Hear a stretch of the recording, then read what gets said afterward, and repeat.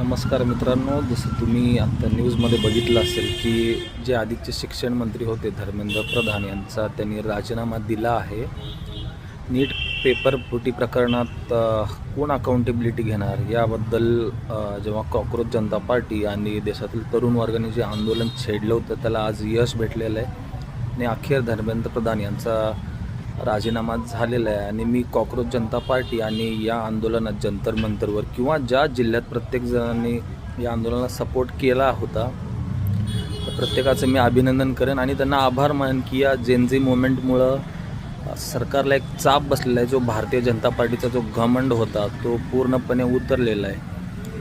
आणि देशात फक्त प्रश्न हा भाजपचा नाही आहे. उद्या जर देशात काँग्रेसची सत्ता आली आणि किंवा ज्यांची पण सत्ता येईल ते अशा प्रकारे वागतील तर त्यांना एक भीती बसली की देशातील हा जो तरुण वर्ग आहे तो आपल्याला प्रश्न विचारू शकतो.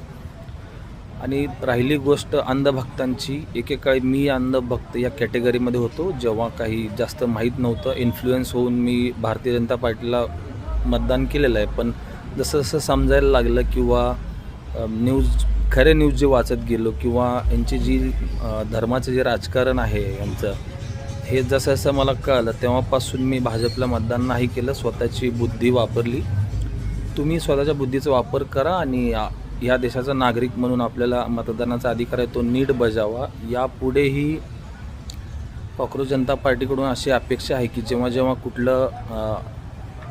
कोणताही अन्याय होईल ते अशाच प्रकारे आंदोलन करतील शांततेच्या मार्गाने आणि आपले जे जनतेचे प्रश्न आहेत ते सोडवतील. धन्यवाद.